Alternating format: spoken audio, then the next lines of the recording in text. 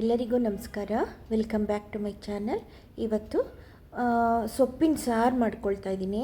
ಅದಕ್ಕೆ ಇಡೀ ತೊಗರಿಬೇಳೆ, ಒಂದು ಸ್ಪೂನ್ ದೊಡ್ಡ ಸ್ಪೂನಷ್ಟು ಕಡಲೆಕಾಳು, ಒಂದು ದೊಡ್ಡ ಸ್ಪೂನಷ್ಟು ಹೆಸರು ಕಾಳು, ಒಂದು ಸ್ಪೂನಷ್ಟು ಅಲಸಂದೆ ಕಾಳು, ಇದಿಷ್ಟನ್ನು ಕೂಡ ತಗೊಂಡಿದ್ದೀನಿ.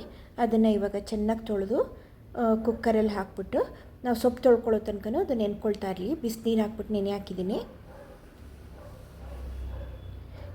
ಈಗ 1-2-3 ಥರ ಸೊಪ್ಪಿತ್ತು, ಎಲ್ಲ ಥರ ಸೊಪ್ಪು ಇಲ್ಲ. ಮಸೊಪ್ಪು ನಕ್ಕಿದ್ದು ಬರೀ ಒಂದು ದಂಟಿನ ಸೊಪ್ಪಿತ್ತು, ಸಬ್ಸಿಗೆ ಇತ್ತು, ಒಂದು ಪಾಲಕ್ಕಿತ್ತು. ಅದಷ್ಟೇ ತೊಳೆದ್ಬಿಟ್ಟು ಇವಾಗ ನೀಟಾಗಿ ಕಟ್ ಮಾಡಿಬಿಟ್ಟು ಈಗ ಕುಕ್ಕರ್ ಒಳಗೆ ಹಾಕಿದ್ದೀನಿ.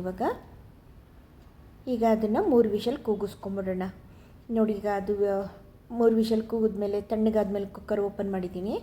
ಇದು ಬೆಂದಿದೆ. ಇವಾಗ ಇದನ್ನು ಒಂಚೂರು ಹಾಗೇ ನಾನು ಬ್ಲೆಂಡರಲ್ಲಿ ಬ್ಲೆಂಡ್ ಮಾಡ್ಕೊಳ್ತೀನಿ. ಈಗ ಹ್ಯಾಂಡ್ ಬ್ಲೆಂಡರಲ್ಲಿ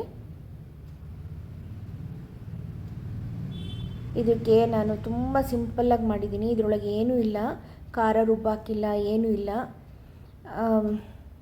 ತುಂಬ ಅರ್ಜೆಂಟಲ್ಲಿ ತುಂಬ ಸಿಂಪಲ್ಲಾಗಿ ಮಾಡಿರೋವಂಥದ್ದು. ಈಗ ಅದನ್ನು ಅಲ್ಲಿನೇ ಬ್ಲೆಂಡರಲ್ಲಿ ಮಸ್ಕೊತಾ ಇದ್ದೀನಿ.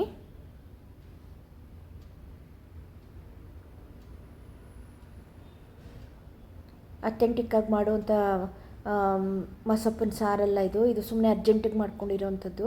ಬಟ್ ಚೆನ್ನಾಗಿ ಬಂದಿತ್ತು ಅಂತ ನಿಮಗೆ ಇದು ತೋರಿಸ್ತಾ ಇದ್ದೀನಿ ಅಷ್ಟೇ. ನೋಡಿ, ಖಾರದ ಪುಡಿಗಳು ಮನೆಯಲ್ಲೇ ಮಾಡಿರೋಂಥ ಸಾಂಬಾರ್ದಿಟ್ಟು 2 ಸ್ಪೂನು, 1 ಸ್ಪೂನು ಕೆಂಪು ಮೆಣಸಿನ ಪುಡಿ ಹಾಕಿದ್ದೀನಿ. ಇದು ಬರೀ ಕಾಯಿ ಮಾತ್ರ ರುಬ್ಬ ಹಾಕಿರೋವಂಥದ್ದು. ಇದು ಅದರ ಪೇಸ್ಟ್ ಹಾಕಿದ್ದೀನಿ.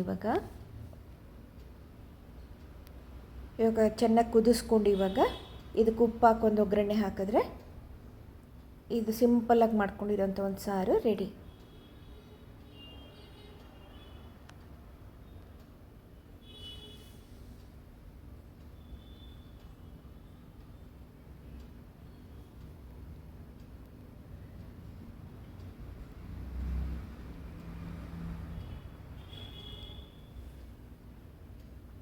ಇದಕ್ಕೊಂದು ಸ್ವಲ್ಪ ಉಪ್ಪು, ಹುಣಸೆ ಹುಳಿ ಎರಡನ್ನೂ ಹಾಕಿ ಕುದಿಸ್ಕೊಳ್ಳೋಣ.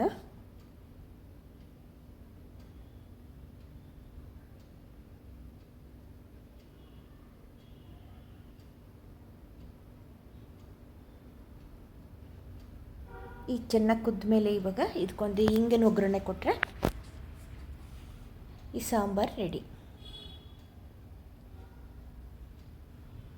ಕಾಯಿ, ಈರುಳ್ಳಿ ಮತ್ತು ಟೊಮೊಟೊನು, ಜೀರಿಗೆ, ಬೆಳ್ಳುಳ್ಳಿ, ಕೊತ್ತಂಬರಿ ಸೊಪ್ಪೆಲ್ಲ ಹಾಕಿ ಹುರಿದ್ಬಿಟ್ಟು ಅದನ್ನು ಪೇಸ್ಟ್ ಮಾಡಿ ಹಾಕಿದ್ರೆ ಟೇಸ್ಟ್ ಜಾಸ್ತಿ. ಇಲ್ಲ ಈರುಳ್ಳಿ ಸುಟ್ಟಾಕಿ ಮಾಡಿದ್ರೂ ಚೆನ್ನಾಗಿರುತ್ತೆ. ಬಟ್ ಇವತ್ತು ಏನೂ ಇಲ್ದಲೆ ಹಾಗೆ ಸಿಂಪಲ್ಲಾಗಿ ಮಾಡಿದ್ದೀನಿ. ಫಾಸ್ಟಾಗಿ ಒಂದು 20 ನಿಮಿಷದೊಳಗೆ ಸಾಂಬಾರು ಮುಗಿದೋಗಿತ್ತು. ಟ್ರೈ ಮಾಡೋಕ್ಕೆ ಇಷ್ಟ ಇದ್ದರೆ ನೀವು ಮಾಡಿ. ಓಕೆನಾ? ಚೆನ್ನಾಗಿತ್ತು ಸಾರು. ಓಕೆನಾ? Thank you.